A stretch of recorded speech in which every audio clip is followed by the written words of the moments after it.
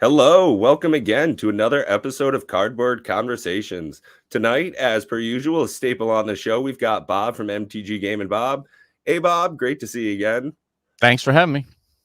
So, a couple of things that we are hoping to talk about tonight is Kamigawa and how it appears that we are creeping right up in power again.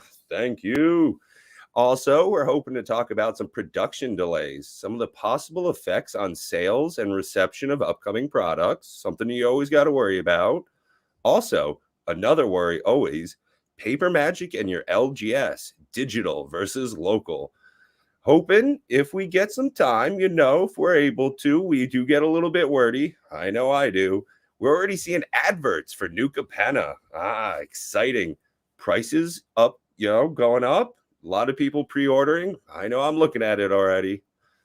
And of course, we've got some universes beyond. A couple of interesting and wonderful things coming up in the next couple of months. Great things coming up. Bob, how you doing? Great to see you again. Doing great, and thanks for everybody joining us here in chat. And we'll try to keep an eye on your questions and whatnot, and we'll get to them later on in the show as best as we can. Doing pretty good, as you mentioned. The big elephant in the room right now is Kamigawa, right? And Yep, absolutely. as bad as the power level has been for AFR and Crimson Vow and Midnight Hunt, that is not the case with Kamigawa from what I can see. No, it seems to be quite the opposite. Quite a surprise in level that we were getting coming out already. Some real surprises. The Shrine Cycle, which such a letdown in Core 21. Even the fancy rare Sanctum of All was just a trash card going in the pile with all the other rares. But now it's up $2, a little bit more for the other versions. It's bringing a lot of juice back just by being such a power-filled set, it seems. I mean, even from what I'm seeing, cards that are going to be in, I'm assuming modern. Now, someone will have to correct me. I wish we had Nikachu here to talk to about this, but I saw that Force Spike is in the mix again. That just screams modern card to me. Just one of those super low casting cost. I can you imagine Force Spike in like a game of Commander, like maybe in Standard, but in Commander, I think Yeah. I don't see it, but it seems like they're definitely trying to ring all the bells. You know what I mean? So Yeah. what was the great power down then? Like, just we want to poo poo all over AFR and Innistrad block, and then go, or was it just a whoops? And now they're course correcting. My wonder on it, and it comes just purely speculative. Just tinfoil hat pat. Let's call it what it is. I think that it was just a smart market move.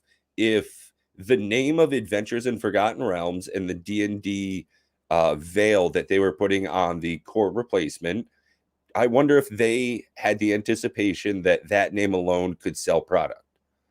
And to further extend that thought, the Innistrad sets, I wonder if the name Innistrad was what they were hoping would move product.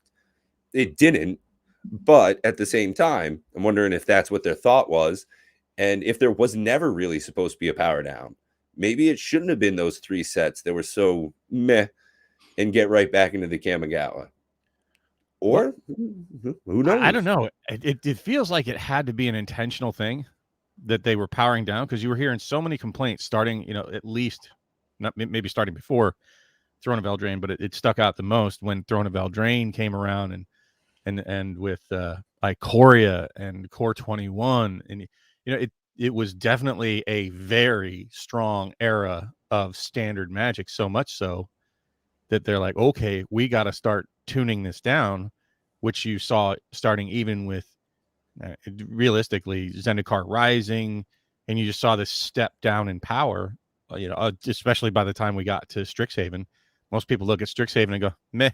It's just there's a couple of cards in there, but yeah, it seemed, Strixhaven was a great outlet for a couple of reprints, things here and there that you hadn't seen put out for quite a while.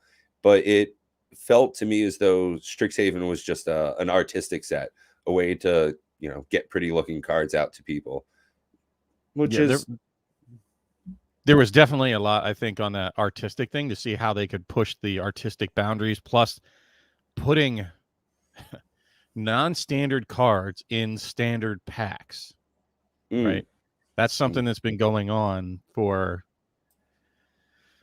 a while now, at least since Zendikar Rising with a list going in there. But there were so few, I don't think it really affected it. And I think that they were trying to toy with it potentially more to see how they could get non-standard cards in a standard set to get people outside of standard buying standard sets. I mean, it feels like that's what they're tinkering with. So I'd said it on the roundtable. I think we're definitely in a very transitionary period of Magic, something that I haven't seen ever really. So I don't know where they're yeah, going I with mean, it. well, and that's part of it. As Magic continues to advance and evolve as a product, we're going to constantly be shedding some of the old expectations, and they'll be replaced product release after product release by new expectations. Say like with Commander products, let's just go ahead and take that as an example. Every new set that comes out, we expect there to be 2 Commander precons plus for practically every release, and that's just what the expectation is now. After doing it 5, 6, 10, 12 times, now every set we're expecting those. Might just be that as we go forward in time, that's the evolution of the game. It's Well, I think it, Lance last week really kind of he brought the point home to me. I mean, it's something that's milling around inside my old brain here, about the whole a la carte thing and what does it really feel like. I'm kind of a set collector. I started off collecting football and baseball cards, and then Magic sort of hit that, and it was very common back in the day to collect full sets, and some people still try to, but I mean, what does even a full set mean nowadays? I really does that mean every flavor, every variant? Like well, it that's it's one of changed, and the we have to change too. yeah, a new set is so many different variations. If you're gonna say you just need one of the most base card of every set, no, super more easy to get into that type of collection. Whereas if you're looking to get every alt art, every extended art, the foil, the other type of foil, there's so many different releases of the same card. It's just so hard to keep up with. Like I just said in chat, the 13 different printings of Teferi. It's just kind of ridiculous. Yeah, and we're certainly seeing that continue in Kamigawa with the different flavors. But I mean, let's. I don't want to bash what it is. I'm curious with the switch in directions from the power creep, like, Mm. and it'll be interesting to see how that affects standard.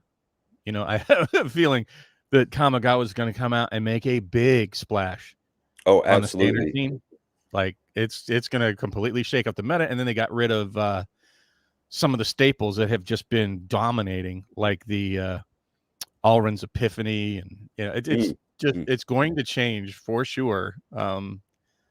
The scene on Arena, at least, because I don't know that many people are playing standard outside of Arena. I can't imagine so. And that's something that we'll hopefully touch base a little bit on later is the available play in places, to be able to get in different types of games. My play group, we are pretty much commander only. I don't think we've ever actually played a game of anything that's not EDH or some singleton type format like that.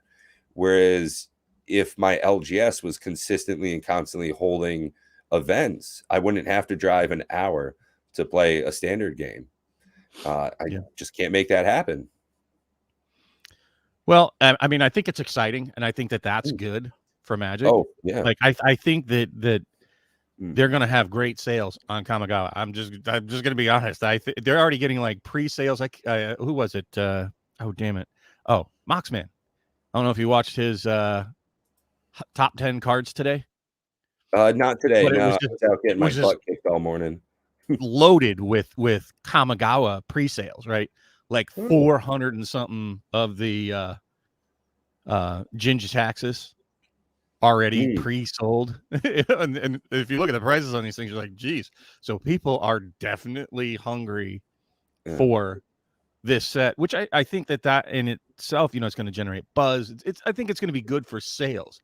Now we're going to have to see how much the complaints come out about how it's crushing standard and it's no fun to play standard. Well, I think that's also one of the things that we're seeing really come back in full swing is the amount of people opening sealed product. How that's a real big thing nowadays.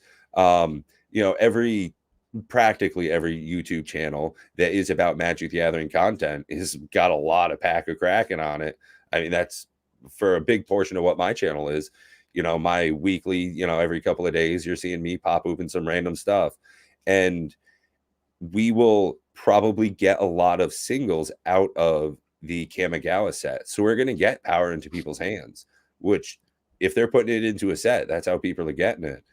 And most of the really good cards I've seen out of it are able to be achieved in a draft box. You don't have to go through buy all the crazy different types of products.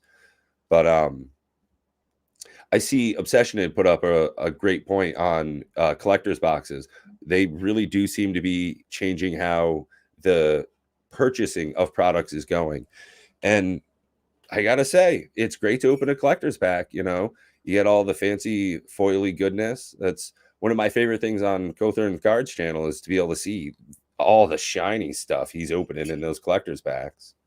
Oh, I definitely am envious of Lance and all of the packs that he gets to open. He gets to kind of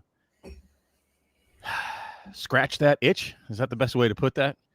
More so than just about, well, probably anybody that I know at least. I would like to crack some of those packs. Wonder how many paper cuts he's gotten. Oh my God. Yeah, that's yep. How many times he's cussed at just like poor glue and how they use too much of it sometimes.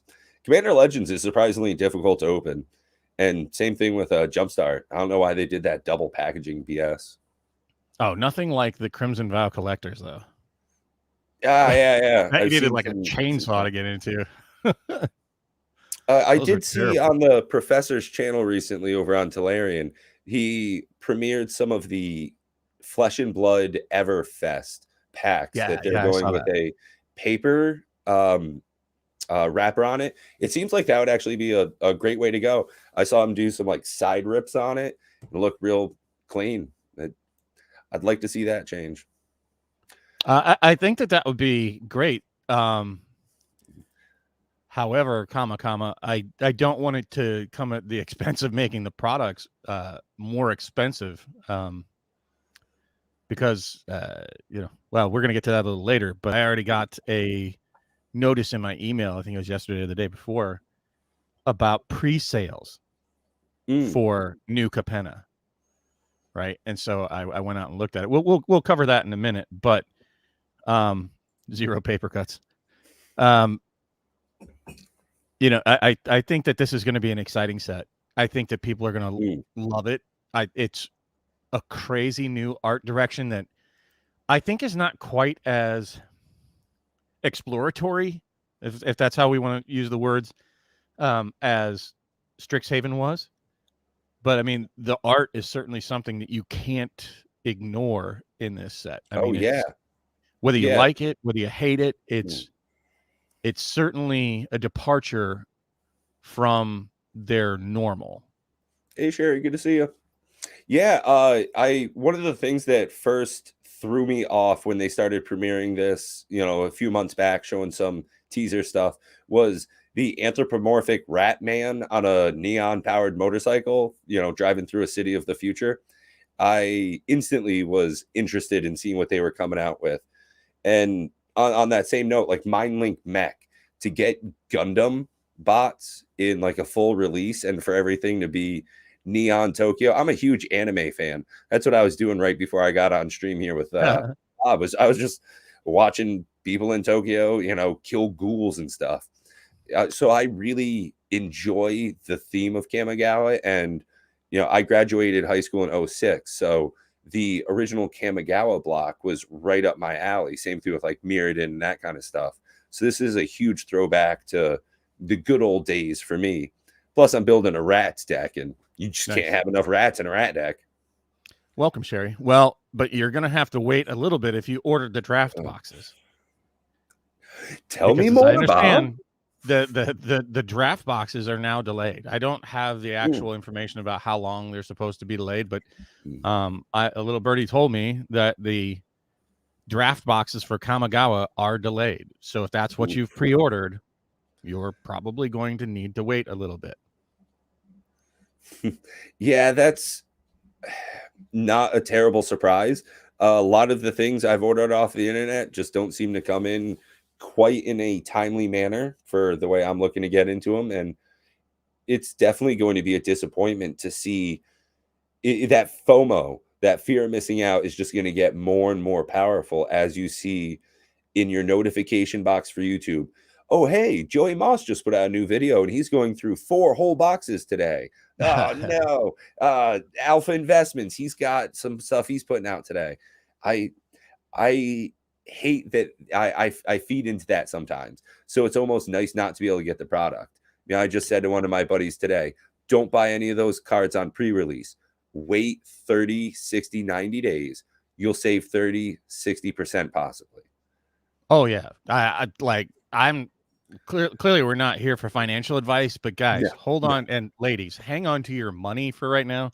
Don't buy into the hype and the FOMO and what that if you really have to have the card right now that's coming out of Kamigawa, please proxy that Joker for now. See if it's what you actually thought it was going to be. And then when prices drop, they're going to correct probably 50 to 60% on most of these, if not more, from what they're currently at on the TCG market. And sorry for those of you that are selling on the TCG market if I'm killing your product, but come on, let's not scalp each other here, at least the people that show up on our show. You know, don't buy into that. But the product delays, I think, you know, I was putting some thought into this, and it's going to have an effect on the products themselves. Like, think about Unfinity, right? That's been pushed back to an undetermined date. So now you're starting to make this accordion effect, right? And people only can spend so much money over a given period of time. So if you're scrunching these sets into that same given period of time, the numbers for those sets are probably going to be somewhat skewed. Right. Yeah, they lackluster. If you're not given, it's a lot like when you make YouTube content. If you put out a video every single day, sometimes it's not as effectful if you just wait every other day. You know, if you're putting out a product every 2 months, every 3 months, you're not really giving it time to, you know, get its full breath. If you go that 3 or 4 months, a lot like Flesh and Blood, they're given time for that new product to get into the market, get its full release. Then you move on to the next one. You're already leading to those spoilers, but you crowd it too much. It's just not getting its full value out of it. Yeah. It becomes suffocating. And I think on the reverse side of that because they don't have some products, especially during launch, available, like if the draft boxes aren't available, I think that's going to skew the numbers. Wow. It's going to skew the numbers for the set boxes, right? If they can't get their draft boxes and they want to have the newest new, they're going to go for the set boxes and the collector boxes more so than they would if the draft product was available. So that was kind of, part of my thought process is like, wow, how is this delay, especially when you're not talking about the entire product? How is that going to skew things so that the bean counters at WotC are saying, oh, well, look, set booster sold 3 times more. Well, if you have a spike at the beginning of your product release, you're probably going to sell more right at the very beginning than you are over time, right? And people that already bought the set boxes, well, if they have 25 of certain rares, they're not going to go back and buy the draft boxes later, right? It's skewing the numbers, I think, sort of artificially is what I'm saying by having some of these delays. Right. And on the exact opposite side, like Commander Legends, you just make a great product and you keep printing it and you keep making it get out. You put it in stores. You make sure that it can be on sale so that people can buy it. If it's good, it'll sell itself. Where I think Feldy said it earlier, he had a delay in his store for 2 weeks, just 2 days. and they were able to get their Crimson Vow stuff. Now, if you don't have it, you can't buy it. But if it's not good, you don't want to buy it. So it doesn't matter if it comes out later, where you still have people clamoring around for 100, 110 for a box of Commander Legends. They'll still sell all day. Oh, yeah. Oh, yeah. No, I agree with you that some products will prove out over time. Certainly, I think Commander Legends is... I said it like 1,000 times. You guys are probably sick of hearing it from me. I think it's one of the best products that we've seen in really decades when you look at it for what it is as a whole. And I think that over time, people will eventually look at it and go, yep, that was a great set. And I won't be surprised at all if in 2-3 years, that those boxes start creeping up around the $200-$300 mark. That won't surprise me one iota. I think that come summertime, towards the end of Q2, when we see Commander Legends 2 Adventures in Forgotten Realms, Battle for Baldur's Gate, once they release that product and we see those D&D art type cards in it where it looks like it's on parchment, and how that slot will be something that's just not very pretty to look at. I feel as though that will be a huge miss in that product itself. So that will shine an even better light on the original Commander Legends. Still available at your local LGS for as low as $6.99 plus tax per pack. Right. But it'll be curious to see how, probably years down the road, how these production delays affected each of the different products. I don't know that anybody's really tracking it, but something to keep in mind for sure. That, maybe some of these numbers, if you're watching the numbers, are probably going to be a bit skewed by delays that we just haven't seen traditionally for Magic products. Yeah, and there is so much that, as the huge slew of different types of products that they have, they can do so much with. You get rid of some theme boosters, you kind of juice up a bit of a different area. Maybe you do something with the way collector's packs are set up, having that commander slot. You change it over to an annual commander product. So many different ways that, their releases could affect the way that the game is played and enjoyed, especially bought, which is probably their number one priority. Hasbro. Yeah, I mean, for sure. So, try to keep that in mind as you guys are buying the product, what it is that you're buying it for. I think if you want cards to play now, it's always best to go for the singles. Like, it just really is. If you want that fix to crack packs, that's one thing. That's a whole different issue rather than actual cards, because you're going to be disappointed if you're cracking packs to get specific cards. That's unrealistic. It's super expensive. I swear I saw on someone's channel recently going through like a whole box of Commander Legends looking for just a few rares, and for some odd reason they weren't able to get them because of the confusing way that Wizards has decided to put their products out. Almost Let's as not if go down that rabbit hole. That's a whole rabbit hole I wasn't ready for tonight. But yeah, I mean, for sure. So get your singles, but don't get them right now, like before the product's released. Wait, the sweet spot for me, by the way, for those of you that are curious what my thoughts are on when the optimal time to buy cards are for bang for your buck. If you're looking for the best price, it's typically about 3 months after release. Right? There's a sweet spot there.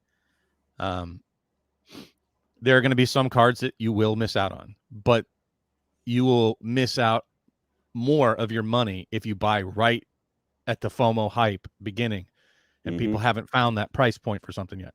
Wait at least a month, but I say 3 months is my recommendation.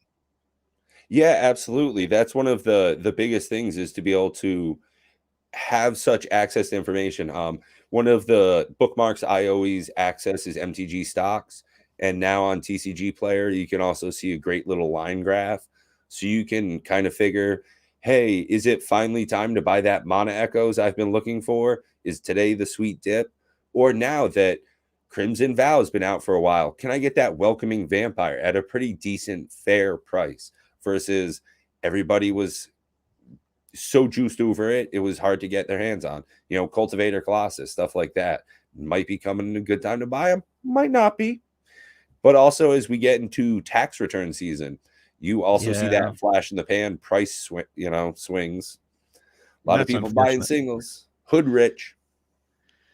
Yeah, I mean that's a whole financial responsibility conversation that I keep having behind the scenes, and if you want my 2 cents worth, make sure other people have said it. Rudy even says it. Make sure that all your responsibilities are covered first. Magic is, it's your dessert. You don't have to have it. And yeah, for real, it's Magic cards. Like you have to have at least like ramen and mac and cheese and like lights and internet and like make sure your phone works and your tires have good grip on them. Like make sure your health 401k. insurance bills are done. Yeah, that is financial advice right there. That's financial advice. Don't screw your life over by buying Magic cards. There you go. That's good financial advice. I Yeah, agree with that. let's take that one to the bank. So overall, I'm going to say that I am, even with the production delays, even with the power creep, I'm just as guilty as you guys are. I'm not heartless. I get excited over Magic cards a lot, and the ones that I'm looking at, honestly, I call me a jerk face jerk, but I really am eyeballing Jinja Taxes and what is the lion, the scoos, the white scoos, Lion Sash. Yeah, the Lion's Ash or whatever it is. Yeah. It's a great card. I'm looking I'm at actually gonna. You want to talk about that one for a second? I got that pulled up. Sure, we can. I don't mind. And just so everybody that's watching, we don't want to just keep kicking the tires down the road for spoilers. We want to share our take on it, but you guys have probably seen 1,000 spoilers, so we're just gonna give our excited to see cards and what we think of. But I mean, this one is just, it's beast. I think this thing's, what white commander deck are you not putting this in? It's so, and the reconfigure is, if I'm not totally sure, but I think this is a new mechanic for this Kamigawa release. Okay. It is. I think that's a super cool thing. It has the versatility of being a creature, and then you can equipment it up. Just that alone, friggin' cool. And on this one specifically, you're paying 1 and a white for a 1/1. That's fair enough. But then for a single white, exile target card from a graveyard. If it was a permanent, put a 1/1 counter on Lion Sash. Equipped creature gets 1/1 for each 1/1, honor it, reconfigure 2. Man, if it were one white and a tap, we would not be having this conversation. But it's not. And the amount of nastiness I played against today, this would be great. Oh, and white graveyard hate. Like, I'm racking my brain trying to think of any other white graveyard hate. And it's just so awesome to be able to boost any creature too. If it were only boosting itself, that'd be one thing. But hey, I'm going to Voltron up all of a sudden, throw this on my commander, make sure I've got double strike, just ruin your day. Honestly, I think the biggest part of this is the graveyard hate, by far. The reason I say that is there are thousands of ways in white, to get any kind of anthem, bonus, counters. There's 1,000,001 cards out there. But like I said, how many cards can you name in white that target specific cards in graveyards? Like, man, I can't think of much. I can't think of it off the I'd have to top of my slide head. over to colorless to start messing around anything like that. Yeah. So, yeah, I mean, the other parts of it, unimpressive. 1 and a white for a 1/1. It's very vulnerable that it pretty much everything except for an enchantment and a land. That if you can destroy, this thing's gonna be super easy to get rid of. The number one underrated thing about this card is that it is in fact a cat.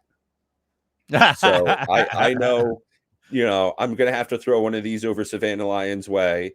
And one of the recent things I've learned down here in the bottom left-hand corner, since it's 026/302, you're able to get this out of the regular draft boxes. So this probably won't be a ridiculously hard to get No. pull. I'm definitely going to So get a play set of these. Like, no yep. doubt in my mind about it. Probably more if they, if people miss the boat on this. But no, this thing is just. I think it's one of the all-stars out of there. And people are talking about Jin-Jitaxis and they're talking about Baseju and a lot of the other tricky stuff. This one is such a low-hanging fruit for me. It's like easy to say, okay, yep, it's not busted. I don't think anybody looks at this and goes, what a busted card. But it is Right. It's just certainly good juice. Yeah. it just, wow, I could use this in like almost every one of my white decks. And think about like Boros. So like Sunforger doesn't let you go get like stuff out of your library, so it's easily tutorable. Yeah, that what's that saga that lets you go get an equipment card, and there's just so much stuff that lets you go get equipment card or artifact or creature. Right. That's the This thing is like easy to go get. So A+ on this one. I don't know that it's power creep though. Right. That's one of the interesting things is that I absolutely agree. I can't say as though I personally feel the Lion Sash here is a power creep. I think that it is a new introduction and kind of maybe it's a power slide. Maybe that's what it is. It's not power creep, it's power slide because you're kind of just getting that goodness from green and black over into white. Yeah, Not that, I'm definitely in love with this card. I mean, that's all I'll say about this one. I love it. I hope you guys too. I think it's a great card. I love white, so definitely getting some of these. Yep. Don't want to pass on that Lion Sash. No. Yeah, Sorry. so I was catching up with chat here. I'm trying to. I don't want to. I know people hate hearing about how hard it is to be a content creator, but trying to do all this live and pay attention to the chat and keep focused on the topic that we were on. But yeah, so Kamigawa. What do you think? Like, what? I have very little on pre-order for it. I think I have 1 draft box and 4 bundle boxes. Is all I have pre-ordered right now. So for the most part, honestly, I don't pre-order much at all. I've got some Unfinity sitting in one of my carts somewhere online, Nice. which is kind of sore to me as well. Anytime I hear someone say Unfinity's delayed, so is my fun. Like Unfinity makes me smile. Like I want it. I want it. Unlike what was the last one? The last one was such a wet turd. It was the big. Oh, was that? Oh God, it was what a shitty product that was. I mean, just bad. I'm really looking forward to like ripping up a card and throwing it all over my buddy's table and just like destroying everything or like -1/1 counter, some weird Unfinity shit. I can't wait for stickers. I can't wait for the stickers. Dude, I want to see what the hell they're doing with stickers. I wonder if that's why they're so delayed. Oh, yeah, there you go. The adhesive from China is slow, so they can't really get it out. Well, or I mean, it doesn't maybe ship well during cold. Yeah, maybe they're just having problems with like production because it's a new technology that they just were unhappy with or something. And I would give WotC kudos for if that's what the problem is, and I'm going to try to give them that benefit of the doubt, is that that specific product is delayed because they ran into technical difficulties with production issues. So just can't wait for Unfinity. I am super excited about it. Oh, absolutely. There's such a fun aspect to games of Commander or just in general in Magic. If you're not always there just to, I've got to win. Like in some of our show notes we have here, it specifically says like flavor, just playing to have fun. I just want to get this card out. I want to do this small little thing. We're like, you're spoiling our later content, Pat. No, this is just so one of my buddies in my play group, we like to do battle, what do they call it? Battleship, you know, where you get a huge group of cards all together on the table. You got like 12 5/5s, and then you swing. Battlecruiser? Battlecruiser, yep. So what I put in was Stuffy Doll, so that I can choose that guy over there, and I attack that dude over there, and he blocks with everything, doing all the damage that way, even though I attack this way, because Stuffy Doll. So just like, I just want to put this in just to have fun. I understand I could put in something that gives all my shit indestructible. That's not as fun as screwing around with the Stuffy Doll attack.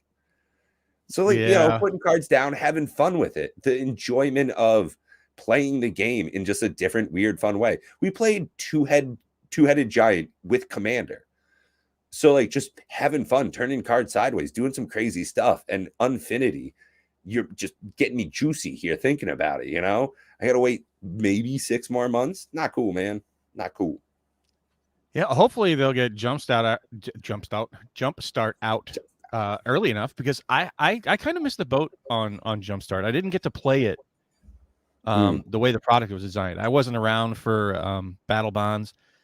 I would very much like to embrace different formats. I was actually talking with my fiance about, you know, because of power creep, right? I was trying to get in and explain to people. And for those of you that are not familiar with power creep, I'm just going to cover what power creep means real quick here. So power creep is the gradual progression of how strong a card is, because in Warfare, it's always a cat and mouse game that I play this, but he's got something that's stronger. So now I need to go get something that's stronger than that. And so you have this perpetual scaling of warfare, which is what this kind of is. We see it in video games like World of Warcraft, where they've had to like reset the whole game and break the world and cut everybody's level in half because the scaling got out of control. And the way that they've kind of handled that in Magic's history has been new formats. That's why we have a dizzying array of formats now, because the only way you can combat this power creep is to say, well, you can only use a certain subset of the cards, right? It kind of sucks that, you know, the power creep forces you to only use 5 to 10% of the cards that are ever printed. The other 95 to 90% of them, they just go in a binder or in a box somewhere because they're just not strong enough to keep up with the power creep. So the way they've gotten around it. And flip side of like power creep is the reserving the power. So Jumpstart 2 coming out end of the year. I think it's Q3, Q4, something like that, with some new reprintings of old power. You know, Ristic Study in the most recent Jumpstart. Sometimes it's not even about, you know, printing new cards that are real good. Sometimes they got good cards and they just aren't attainable. You know, you kind of brought up here comes tinfoil hat Bob. Something else that I was thinking about is that when they put out a new product, right, like Commander Legends 1, will it have stronger cards than Commander Legends 2 because they were trying to push the new product and make it well received? So did Jumpstart 1 have stronger cards like Allosaurus Shep? I mean, there's tons. You know, the Oracle of Moldiah, the Bruvac, the Tiny Bones. I mean, we could just, good Lord, you want to talk about strong cards in a set. That was a lot of fun. Yeah, there's good stuff to open. Yeah. So, you know, I don't know. That's an going interesting to go thought. the other direction. Yeah, because like Modern Horizons, the 1, and then Modern Horizons 2, they threw a lot of beef in both of those stews. There was a lot of flavor to that soup. I'm not sure. I like to think that as terrible as it sounds, I want power creep to just get worse and worse and worse, because but you want it for the value, right? And you want it for the flashiness and the excitement of opening the cards. But then when you sit down and play, you told me yourself, all right, guys, we're going to have to tone this down because it's just gotten, I'm sorry. I know I cut you off and I'm doing no. I like this. This is why it's so lively. That's why I love chatting with you. Yeah. I was watching, it just popped up on my home screen, and it was a turn 0 kill that this guy had, right? On MTGO. And as I was watching, and I'm like, what? Like the guy was like, oh, look, he killed me. And he's talking for 5 minutes about, and it hasn't even happened yet because he's sitting there watching this dude for 5 minutes before he even got to play a land. He was dead, but he had to watch the other dude spin his wheels for 5 to 7 minutes to kill him. Like, oh, how's he going to do it? And I'm like, I don't care. That was boring. And if I was playing that, I'd have been like, I'm going to go make a sandwich and go do something else because this is not fun. Yeah, You know, and not even play a land and lose. Yeah, I played like, Walk the Aeons twice today. So I had 2 times where I took an extra turn. And one of them was we were playing Two-Headed Giants. So me and my buddy Corey sitting next to me, we each had an extra turn. They got up and got pizza. Like our opponents literally both got up, walked away from the table. One got a beer, one got guava pineapple, and they both got pepperoni pizza. And it's just like, yeah, sometimes, you know, and we've had this back and forth. You know, I wanted to put some dual lands in, you know, Bayou, you know, Taiga, some of that stuff, Savannah, but that doesn't tone things down by fixing all sorts of land issues. It makes it that much faster, that much quicker. You know, one of the reasons I don't play my overpowered first sliver deck is because it's not fun to play against. It's great to win every time, but if I do a 6 or 7 turn win, it's not cool for everyone else. It's barely fun for me to beat their asses like that. So toning it down, you know, making sure I put in 7, 8 drops in my decks. That way it's like, I kind of got a dead card, but something way later to aim towards. So, I mean, that's kind of my point. And I was really trying, and maybe I'm just not smart enough to try to have a real solution for this. Just like everybody else, I want cards that are valuable, that are powerful. The Ginge attacks is, you know, exciting. Like, whoa, that's a beast of a card. Turgid, you know, wow, that, you know, that really gets my gears clicking. But then when I finally built and played my Turgid deck, I was like, that was terrible. Did I go dead here? I think my camera stopped. Yeah, your video's frozen, but your audio's coming through crisp and clean. Yeah, I'm gonna try to fix that if I can here. Oh, it doesn't want me to stop. Oh boy. So Stomping Ground says that in Jumpstart 2, we're going to be seeing a new card in every pack and an anime alternate art in every pack as well. So will there be much effort into new cards? Well, I'd have to think so.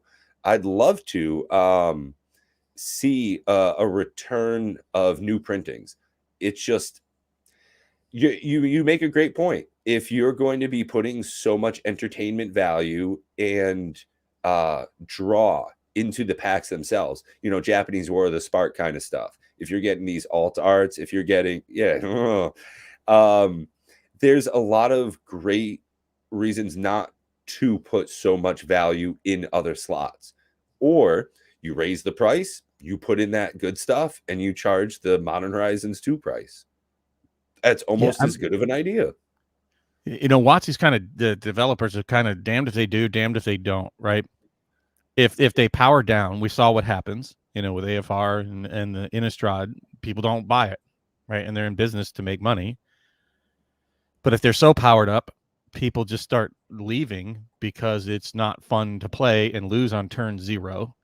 So how do you find that balance? And I guess the best answer I could come up with is kind of like Jumpstart, you know, new format. What brought me back into Magic this time, and I had to think about it, realistically, was Commander, right?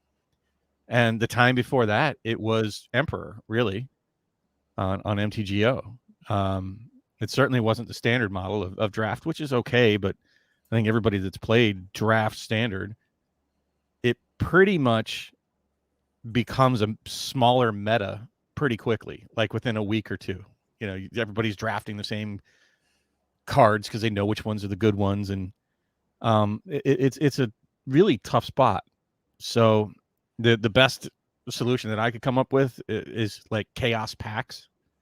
That you just really don't, you're not going to have a draft meta because you're going to have cards from all of Magic's history. There's no way to go in and draft a meta. So I don't know. Yeah, Savannah, that's a great point. That balance is kind of up to players themselves. one of the things that we did to be able to decide one of our games of Two-Headed Giant today was we talked at our table, who's got the strongest deck, who's got the weakest deck. Put them two on the same side of the table, put the two fair to midland on the other side. And to be honest about the value, because we've all played these decks against each other, it was pretty easy to say, hey, Robert, you should slide over that way. You know, you're not quite hanging. Yeah, the biggest issue I have with like turn 0, which is perfect for natural play groups, but for a meta health for the game overall, like standard going into your LGS and drafting, or standard constructed, you know, that you're not going to have those turn 0. You know, you're just going in to win, and especially on arena, because you're going in to win without even talking to the people. There's no possibility of a turn 0. So, you know, that was one of the things we wanted to talk about since we're here. You know, what does that mean? What does that look like for the future of Magic, for paper Magic versus digital Magic, and playing in your LGS versus playing in your underwear? You know, please don't play in your underwear at your LGS. Yeah, right. Or at your friend's house. My buddy Matt's not cool with that.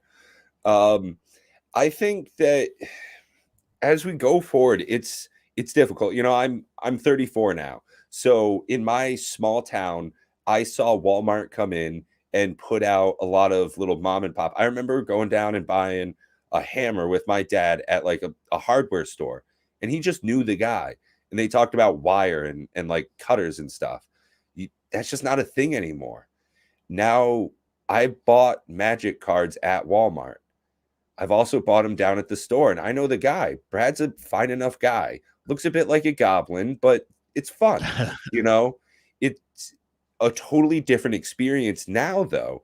And I use this line already, but not on camera. So I think it's Magic just shedding its snakeskin veil and becoming something a bit different. We might not be going down every couple of weekends to play at your LGS. It might be easier to maybe buy the cards there. They don't have a back room that you can get into. I wasn't able to play during COVID a bunch because people had COVID a bunch.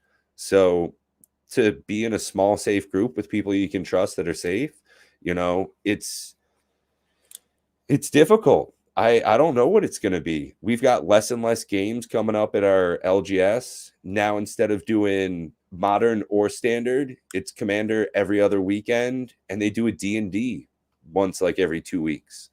You know, I don't know where it's going to go. Well, you know, there's lots of sort of issues all over this whole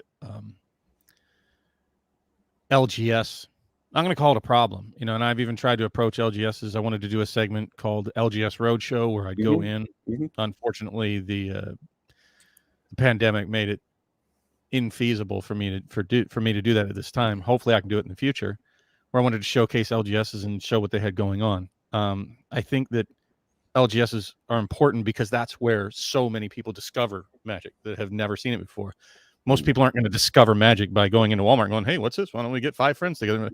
That's not realistic. And neither is Amazon there's a real or any negative other effect on it too. You know, local gaming stores open up a lot of product. You know, they get a lot of cards into people's hands directly. Without that, and also on top of it, a lot of LGSs sell online. Your TCG player, when you log on there, you're probably buying from an actual store. I bought from this place called Relentless Dragon or something. It's like an hour and a half away from me. I didn't know that they were a real in-person brick and mortar, except I bought off a TCG player, helped supporting their LGS through the internet that way. Where if they go out of business, that's less sellers online, which makes it easier for big companies, you know, Jorah's Closet or whatever. Now they're going to have more and more sales. It's the same thing. You're proliferating the Walmart model. The big box stores take over. They can sell more at a lower price, which freaking sucks, man. It does suck, but how to best put this? I would support the LGS as the best I can if it's not that much more out of my pocket. But when you're starting to Right. talk 20, 30, 40% higher than what I can get elsewhere, you have to protect your Yeah. own self, right? Yep. An LGS is a business. WotC is a business. I mean, they Mhm, are mhm. games and whatnot. And at the end of the day, you need to be fiscally responsible for yourself, right? And punishing yourself just in the name of supporting your LGS is not, that's not the intent of having the store there. And it's not, you're not responsible to keep them afloat if they have a bad business model. And I hate to say it, but right now, the way LGSs are is a bad business model. I don't know what Yeah. the solution is. Yeah, if you got a guy that sells tacos and they taste like soap, I don't care. I'm not going to keep buying those tacos and supporting his business. You know, if I can go online and buy the same thing for cheaper than the Goblin King is going to sell it to me at the LGS, there's no reason why I would. You know, he was selling Commander Legends $7.99 a pack last time I went down there. $8 a pack plus taxes and stuff. Dude, just buy a box. Like, just be fiscally responsible. Whereas it's not my job to pay his bills. I understand my money when I spend it there, that pays his bills. But if it's not a good buy, I'm not going to buy it just to help support a guy in the community. It's, I'm going to tell you, it's a business. Yeah. I mean, I guess the Not best, financial advice, you know, just Pat talking. like, I guess the best way that I could put it is they should focus more on like the gathering aspect of it, because that's where Arena just is terrible. Mm.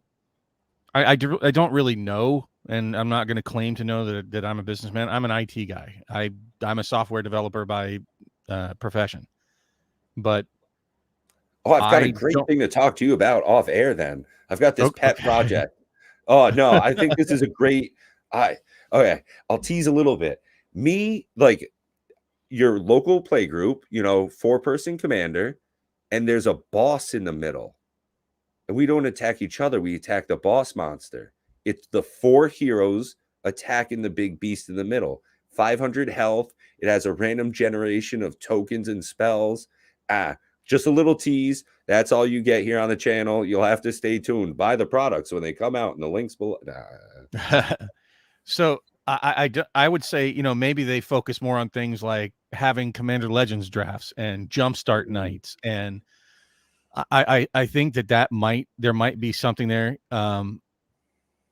with, instead of the holding on to the old traditional model, just like me holding on to the old traditional way of collecting sets, and that's how I want to see products come out, is that we all have to evolve, including the LGSs. And if they don't, you know, they're going to go the way of the dodo. It's just the way that it is. So I really hate seeing people punish themselves simply trying to keep a bad LGS business model afloat. That's not your responsibility, people, and that's not necessarily financial advice. It's personal advice, and that's what I'm doing. I certainly could afford to do it, but I don't want to. I'd rather have, you know, it's an experience for me. And once my LGS goes out of business, or 10 of them, you know, I'm still going to have my Magic collection. You know, I would like to think that I could help them when I can, but it's just like, I'm not going to pay the neighborhood kid $400 to shovel my driveway when I can hire a professional service for 50 to shovel my driveway. You know, it's just, I'd like to support the neighborhood kid, but it's ridiculous to do this. One of the things, because we're kind of running out of time, I did want to, because we talked about it. Can we go Yes. over, because this is kind of interesting, talking about it, you know, prices and where things are going. One of the things that popped up for me, geez, I don't even know where I have that. I can't get it to pop up here. Oh, come on now. There we go. All right. Oh, I'm in the way, of course. So check this out, people. So I was surprised because I already got notification from Prodigy Games. Ooh, Hey, look what we have ready for pre-order.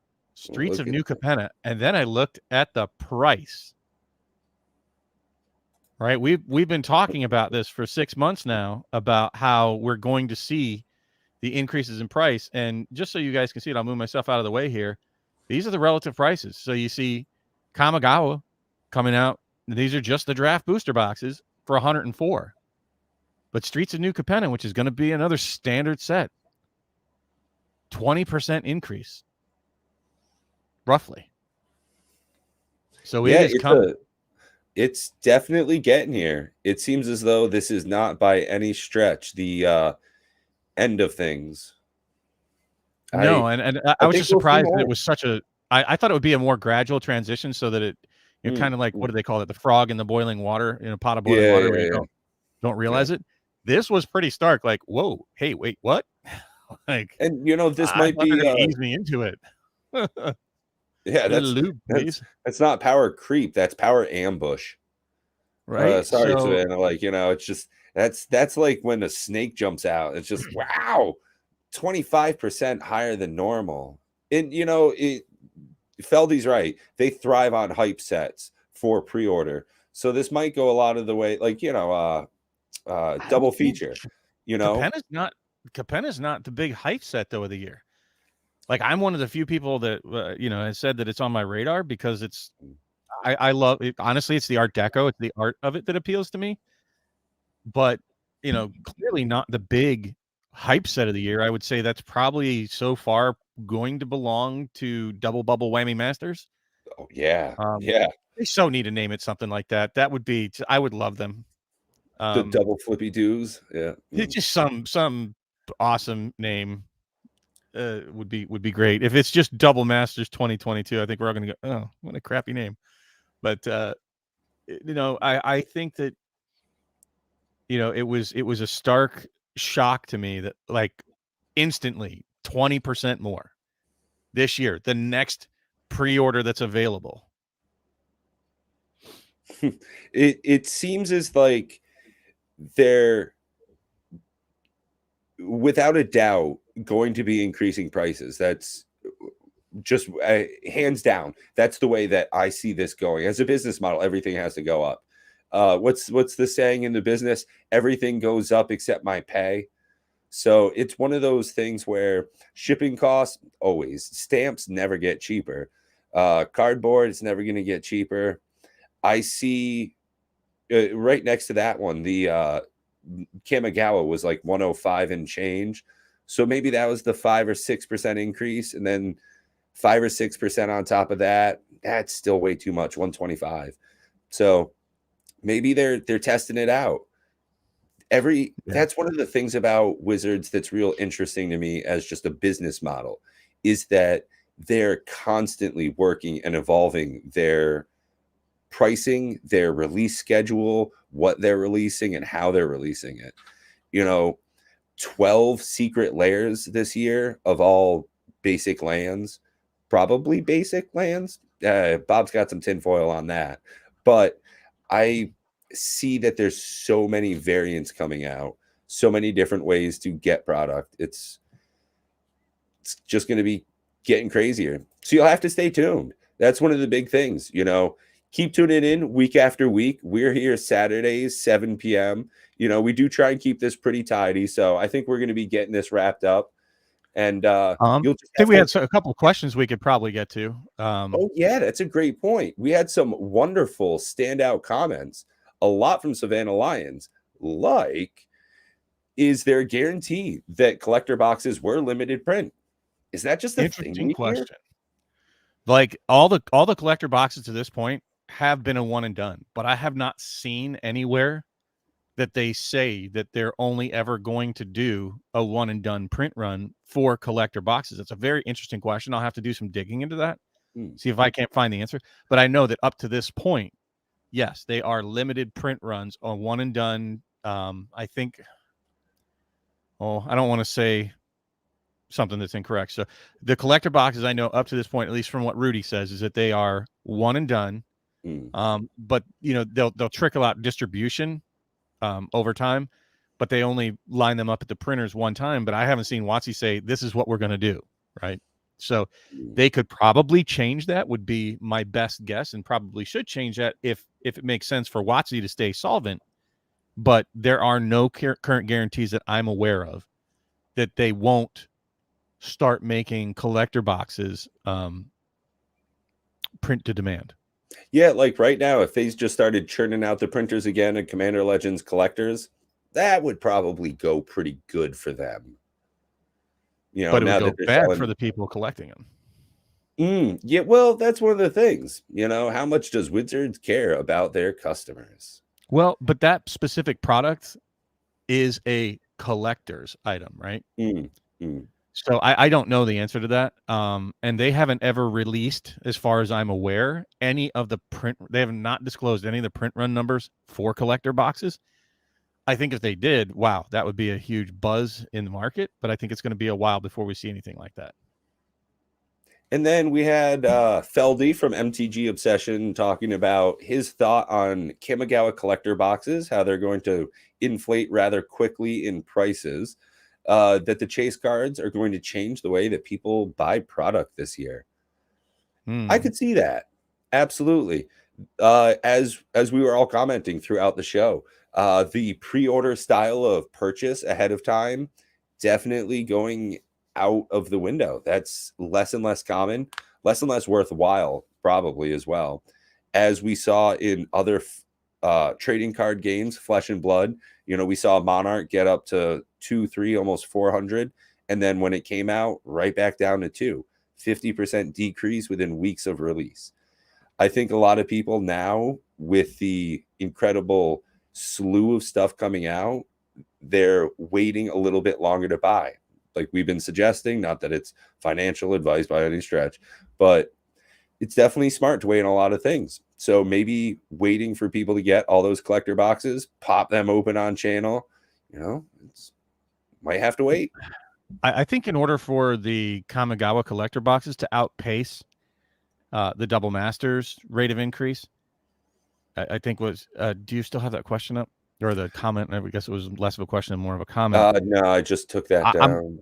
I'm going to have to see more from the product. I mean, if that's what you're saying, Feldy, is that the Kamigawa collectors are going to outpace the Double Masters. I'm not sure which Double Masters you're referring to, but if you're talking about the one coming out this year, that's unknown. We have to wait and see what the product's going to look like and what kind of goodies they're going to throw in it. But from what I've seen for the Kamigawa, the biggest draw for the collector box is the neon ink, which from what I'm hearing, not that many people are excited about. They're going to have to do something like reveal serialized cards or actual artist signed cards or, something more than what I'm seeing, because I can find the collector boxes for Kamigawa on pre-order at like $197. So I think that there was some wisdom of the crowd to be had there. We would already see that reflected in these going on. Well, Double Masters, I don't know if you've seen Double Masters. It's going to the roof. It's marching up. I was surprised. So is Commander Legends collector boxes. I'm never going to open the ones I have. I bought them for myself at like $220 a piece. And they like at release they went right up to 300, and I'm like, hold on to them. Maybe they'll drop. If they drop, I'll open them. They've never looked back. They're up like $500 a box now, and I'm like, well, I guess I'm never opening them. I'll never get my full art foil Jewel Lotus. And Feldy had another great comment here with Watsy about how he believes they're going to massively focus on digital with their 2 new VPs of their digital there, that you don't want to spend 6 figures on 2 VPs to not go all in, which I think he's right. You don't spend money on a quarterback and not put him into play. You don't spend money on VPs, But just like Kathleen Kennedy, it's not always the right person for the job either. So we'll have to wait and see. Boy, sorry, calling you out, Kathleen Kennedy, for effing up my Star Wars. So go away. Hey, I wonder if she's never heard of the hero's journey. That's the thing. Like your character's supposed to start let's not go down. I don't want to be negative Bob SquarePants here. It's like, God, we'll save that for after the show. I'm going to crack another beer and just get heated over here. Yeah. To that point, we'll have to wait and see how they do in the position. What are they, where do they come from? What are they bringing to the table? I'm a big believer. I don't want to be negative. I want to be cautiously optimistic, right? I think that's a safer position to say, I'll wait and see. Show me. I'll leave the door open for you to come in, but show me. Especially in the current world, I don't know what to make of everything from post War of the Spark. I think we can all look at products War of the Spark and earlier, like going all the way back, and have a pretty good grip on what to expect from all those products. Anything after that, it's like, wow, they started making massive changes with full art cards and set cards, set boxes and collector boxes, and there's a lot of unknown and not enough data yet, and we're gonna have to wait and see what they do digitally. I'm not going to say that I'll never like Arena. I know that I don't like it because even SBMTG, I think you and I were talking about it before the show. Mm-hmm. He said it's just Magic. There's no gathering, right? There's no social aspect. Yeah, if all I can say is good game, your go. It's I today had a point in my Commander game where I looked over at Matt and I looked over at Corey and I said, I can ruin your board state or I can ruin his. What's your offer? I don't think there's a button for that on Arena. I'm not quite sure if maybe it's in the settings, some keyboard short. So it's real hard to move away from that type of fun interaction. And it is definitely dangerous to have a chat with people on the internet. Literally just having a chat window at the bottom where you can post comments. That's dangerous. I understand why WotC doesn't go there. They've got a tiptoe. There's a whole lot going on. And that's why I've said over and over, I'm not just an old man saying get off my lawn. I'm saying I don't like the product because it's lacking the social interaction. It just is. So it takes some of the magic out of the gathering. I hate Arena. Well, actually, I love Arena and I play it consistently all day long. But I'm playing against Sparky. Seriously, I was, and for Oxman, if you're watching, that's how I win 99% of the games with my what's that called? Party. Yeah, that's how I finally get my party decks to actually work. That and dungeon decks, and I build all the fun kind of stuff. Playing with why Sparky is so much better than playing against people is that I get to build all the different decks and try all the different interactions, and it's so much fun and it's cathartic. And I'm not sitting in my living room with my fiance going, "You should just stop playing. It's not fun. Stop swearing." And when I'm playing Sparky, I just don't. So even though there's no interaction, I'm actually having more fun than playing just against the same meta over and over and over and over again, and it's over in 3 turns. But yeah. So, and Felby chiming in again, still here right at the very end. He still got points. A lot of big MTG channels for sure are really big in the Arena play. It's a huge part of a lot of Magic content creators. My computer can barely play Arena. There's no way that I could record me playing Arena. Look at my choppy graphics. You think that's going to handle? No way. But on top of it, I don't even play Arena. Why would I want to show it to you guys? I don't have fun with it. I have more fun gold fishing. I would rather have 2 of my decks on my table and play against myself than to go on Arena. And if I'm playing against other people, they're going to wipe me like it's a mop. If I'm playing against bots, it's kind of fun. Well, and I hate having to build a meta deck, right? That's not fun to me. I don't want to go, oh, look, yeah, a bunch of people that were really smart and tried things over and over and over again, and they found the best combination. Sure. I could imagine. Then it just comes down to, did you draw the right set of cards out of the shuffler? It's like, not fun. I'm hearing Savannah like in my head. This does not amuse me. Are you not entertained? No, I'm not. Yeah. He had a great question earlier. Oh, we already talked about that. Sorry. About the guarantee. We talked about that. I'm getting old, forgetful. Must mean it's getting time for us to start wrapping it up here. Exactly. Yeah. Well, hey, Bob, we've got a couple of more things to talk about, so I guess we'll just have to talk about them again next week. Oh, I did want to address DK, his Boba Fett comment. Totally not in our stream here. But it's funny how the best Boba Fett episodes are actually Mandalorian episodes. That's all I got to say for this week. Loving the latest Mandalorian episodes on Boba Fett. So my thoughts on Boba Fett. Love it. But hey, big shout out if Kathleen Kennedy wants to come by and defend her egregious position. Oh, please come on. I'll talk to you. Yeah, let me know. I don't mind talking shit to your face. Bring it, lady. or any of you other content creators that want to come on and use Bob like a punching bag, like Colern did last week. It's but he schooled me. He's a super smart guy, smarter than me, clearly. So welcome to any of you guys that are watching this late, the content creators. Please hit us up, either Pat or I. You can find our contact information somewhere. And if you guys out there in the audience know other content creators that you think would be a good fit for the show, please, put them in touch with us. We're open to it. Hopefully everybody's enjoyed this episode. I enjoyed. I should do the thing, right? Hey guys, don't forget to like, subscribe, make sure to check down in the description for all of the links to our affiliate programs. Check the Patreon page, merch coming soon. I think that's about all I had for shilling. Yeah, this is not us. If people want to watch a couple of people talk about Magic, that's us. Yeah. So thank you so much, everybody, for coming out tonight and spending your Saturday nights with us. We'll be here again next week. Can't say who's going to be on yet, but most likely at least Matt will be, and we may try to catch another content creator if possible. We're not going to try to shove things in. Otherwise, you'll see me and Pat, if we can make it, every Saturday at 7. Yeah. Tune in next week for this floating head right next to that gorgeous that gorgeous face. Can you see this finger? That gorgeous face over there. That one. That guy over there. That one. Yeah.